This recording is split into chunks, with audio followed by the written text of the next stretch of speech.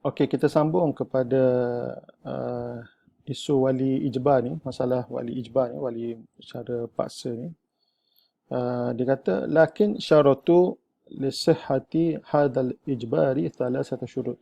Tetapi ulama yang menyebut bahasanya konsep perwalian secara paksa ni, mereka ada syarat sebenarnya. Untuk mengesahkan perwalian secara paksa ini ada 3 syarat. Pertama, alla yakuna bainahu wa bainaha adawatan zahirah. Maksudnya tiada antara wali itu dan juga perempuan di bawah perwaliannya, itu anak gadisnya ataupun cucunya itu, ada permusuhan yang jelas. Maksudnya mereka ni tidak ada isu, tidak ada permasalahan hubungan. Jadi ini adalah syarat yang pertama. Kerana kalau ada permusuhan jelas, dibimbangi ayah tu nak buat naya kepada anak gadisnya ataupun datuk nak buat naya kepada cucu dia. Kemudian an yakuna az-zawju kufu'an, dan seterusnya suami tersebut sekufu. Maksudnya orang yang sama taraf dengan anak gadis tersebut ataupun lagi tinggi. Kemudian an yakuna az-zawju musiran bi mu'ajjalin mahri, dan seterusnya si suami tersebut dia adalah seorang yang senang, mampu untuk memberi mahar segera, bukan mahar tangguh, bukan hutang dan sebagainya. Menunjukkan bahawa lelaki ini adalah seorang yang senanglah juga kehidupan dia. Okey. Idza qulna anna wilayatul abi wa mithluhu al-jaddi abul abi hiya wilayatu ijbar. Dia kata walaupun kita mengatakan bahawa perwalian bapa dan sama juga seperti datuk lah di sini adalah perwalian secara paksa, falaisa makna dzalika anal afdala an yujbiraha ala zawaj. Bukanlah maknanya yang terbaik, yang afdal, maksudnya si bapa ataupun datuk itu dia memaksa anak gadisnya ataupun cucunya itu untuk berkahwin. Wa yuhmilu ra'yaha. Sebenarnya minta pandangan dia, tangguh minta pandangan dia tersebut. Bukanlah paksa kahwin, tiba-tiba kahwinkan saja, tidak begitu. Minta pandangan dia. Bal afdalu wal mustahabbu an yasta'zinaha fi tazwijiha. Bahkan yang afdal dan sunat si bapa ataupun si datuk itu minta izin kepada anak gadis itu untuk mengahwinkan dia, takdiran laha, sebagai menghormati dia, wa tatyiban liqalbiha, dan untuk nak menyukakan hati anak gadisnya itu. Wa dalilu ala dhalika, dan dalilnya adalah qaulun Nabi sallallahu alaihi wasallam, la tunkahu al-ayyimu hatta tustamara. Janganlah dinikahkan akan janda itu hatta tustamara, sehinggalah diminta perintah, diminta arahan daripada diri dia. Maksudnya kalau janda tersebut kata, okey boleh kahwinkan saya, okey baru kahwinkan dia. Kemudian wala tunkahu al-bikru hatta tusta'zana, dan janganlah dinikahkan anak gadis itu sehinggalah diminta izin. Qalu ya Rasulullah wa kaifa idnuha. Sahabat-sahabat bertanya, wahai Rasulullah, bagaimanakah untuk nak mendapatkan keizinan anak gadis itu? Qala antaskuta. Caranya memadai dengan dia berdiam diri sahaja. Okey. Inilah yang terbaik, minta izin daripada anak gadis. Wal hadisu mahmulun ala nadabi fi haqqi bikir. Dan hadis itu ditafsirkan kata sunat saja. Sunat saja minta izin pada diri anak gadis. Jadi ini adalah cara yang terbaik lah. Jadi paksa-paksa ni sebenarnya kadang-kadang kalau salah gaya akan bawa kepada masalah yang lebih besar. Okey, wa wilayatu ikhtiyar. Yang kedua adalah perwalian secara pilihan. Fahiya thabitatun likulli awliya'il ladzina dzakarnahum wa 'ala tartib alladzi qaddamnahu. Perwalian secara pilihan. Ini bukan paksaan, ini pilihan saja. Ianya adalah diberikan kepada setiap wali yang telah kita sebutkan senarai mereka terdahulu dan mengikut tertib yang telah kita nyatakan sebelum ini. Okey, jadi wa wilayatu ikhtiyar, perwalian secara ikhtiar, innama takunu, dianya adalah terjadi fi tazwijil mar'ati thayyib, untuk mengahwinkan perempuan janda. Fala yasihu tazwijuha, maka tidak sah mengahwinkan akan dia itu min kibali min awliyaiha, daripada mana-mana daripada walinya itu, walau kana aban, walaupun bapa kandungnya, illa biizniha wa ridaha, melainkan dengan izinnya dan juga dengan redanya. Dengan izinnya dan juga dengan redanya. Jadi janda ni tak boleh nak paksa-paksa lah. dengan dapat izin dia, dengan persetujuannya, barulah boleh dikahwinkan akan dia. Wa dalilu ala dzalika, dan dalil dalam perkara ini adalah hadis Muslim yang lepas. La tunkahu al-ayyimu hatta tustamara.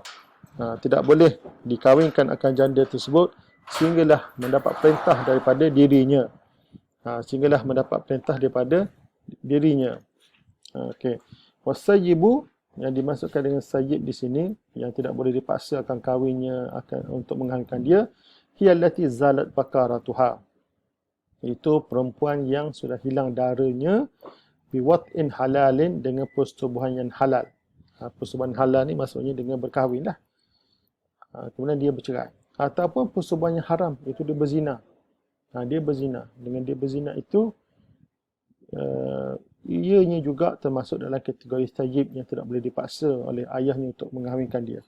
La bimaradin, bukanlah dengan sebab hilang darah tersebut dengan sebab sakit, atau saktatin, ataupun dengan sebab dia tu jatuh, ataupun ghairu dzalika, ataupun apa-apa sebab yang lain. Seperti sakit ataupun jatuh. Sakit mungkin ada sakit yang tertentu, mungkin dia punya darah haid dia yang disebut sebagai darah haid yang begitu tajam, untuk penyakit teruk menyebabkan hilang darah. Wallahu alam, itu pernah disebut dalam kitab-kitab lama lah. Jadi yang penting di sini, sayyid ini adalah yang sudah hilang darahnya dengan sebab persetubuhan yang halal ataupun persetubuhan yang haram. Itu juga yang haram ni, yang berzina ni juga dikira sebagai sayyid yang tidak boleh dipaksa untuk berkahwin dengan dia. Yang tidak boleh dipaksa untuk dia berkahwin. Okey, wal hikmatu min istimari sayyibi wa adami tazwijiha illa biridaha hiya annaha arafat maqsudan nikah. Hikmah daripada diminta perintah, mintanya maksud diminta izin, maksudnya dapat persetujuan daripada janda dan tidak mengahwinkan dia itu melainkan dengan redha dia, dengan persetujuannya, kerana annaha arafat maqsudan nikah, kerana dia itu mengetahui tujuan perkahwinan. Jadi fala tujbaru alaihi, maka tidak boleh dipaksa akan janda itu untuk berkahwin. Tak boleh dipaksa, kan dia dah faham dah. Wali annaha li mumarasatiha azwaja la tastahyi min at-tasrihi bihi. Kerana dia sudah memarasah, kerana dia sudah terlibat dengan perkahwinan, maka dia tidak malu untuk bercakap terus terang pasal perkahwinan dia. Dia tidak malu untuk cakap setuju ataupun tak setuju. Bi khilafil bikir, berbeza dengan anak dara, fa innaha tastahyi min at-tasrih bihi, kerana dia itu malu untuk bercakap terus terang dalam masalah perkahwinan ini, kerana tak pernah lagi terlibat dengan perkahwinan. Wallahu a'lam. Okey, seterusnya kita pergi kepada tajuk masuwarun yuzawwiju fiha al-qadi. Apakah keadaan-keadaan yang qadi itu mengambil kuasa mengahwinkan seorang perempuan itu. Maksudnya, bagaimanakah keadaan-keadaan yang mana yang menjadi wali perkahwinan itu adalah terus pergi kepada qadi. Okey, awalan adamu wali hissan atau syar'an. Pertama, tidak ada wali sama ada hissan. Hissan ni maksudnya betul-betul tak ada, tak wujud terus, ataupun syar'an, ataupun tidak ada di sisi syarak. Apa maksud dia di sini? Okey, fa'adamu hissan bimautihi. Tiada wali tersebut dari segi realitinya adalah seperti mati. Semua mati belaka. Semua wali mati. Yang wali dan senarai tersebut semua meninggal dunia. Contohnya berlaku gempa bumi ke, banjir ke, tsunami ke. Jadi tidak ada, semua mati mereka anak gadis tersebut, anak perempuan tersebut. Jadi yang menjadi wali adalah qadi.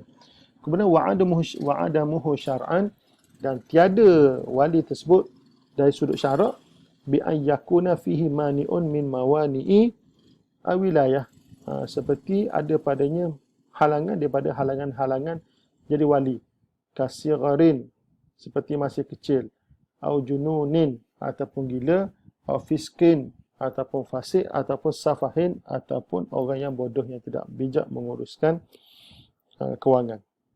Ini adalah semua menyebabkan berpindahnya kuasa perwalian kepada qadi. Okey. Kemudian faqdul wali, hilangnya wali. Maksudnya bi an lam yu'lam mautuhu wala hayatuhu, seperti tidak diketahui mati ataupun hidup lagi. Boleh 50-50, boleh jadi hidup, boleh jadi mati. Malam yantahi faqduhu ila muddatin yahkumu fiha bi mautihi. Okey. Jadi selama mana tidak sampai hilangnya itu kepada tempoh yang dihukum padanya dengan mati. Maksudnya mahkamah belum putus lagi, dia tu mati lagi. Jadi dalam keadaan ini boleh jadi tiba-tiba muncul, kan? Dah boleh jadi juga tidak muncul. Okey, jadi maka kalaulah dia belum diputuskan lagi, dalam tempoh itu dia masih lagi belum mati, maka yang menjadi walinya adalah al-qadhi. Jadi fala yuzawijuha qadhi. Tapi kalaulah sudah diputuskan dia itu sudah mati, jangan, maka tidak boleh dikahwinkan oleh qadhi. Kalau sudah diputuskan dia itu sudah mati oleh qadhi, maka tidak boleh mengahwinkan dia, bahkan berpindah kuasa perwalian kepada yang berikutnya. Ini apabila sudah diputuskan bahawa si wali tersebut sudah mati, maka berpindahlah kepada wali yang berikutnya. Tapi selama mana belum diputuskan oleh mahkamah dia wali tersebut mati, maka yang menjadi wali adalah qadhi. Kemudian seterusnya yang berpindah kepada qadhi adalah ihram wali bin nusuk. Maksudnya wali tersebut berada dalam ihram sama ada haji ataupun umrah. Ini telah disebutkan sebelum ini, kan. Kemudian seterusnya kita akan berpindah kepada klik yang berikutnya. Assalamualaikum warahmatullahi wabarakatuh.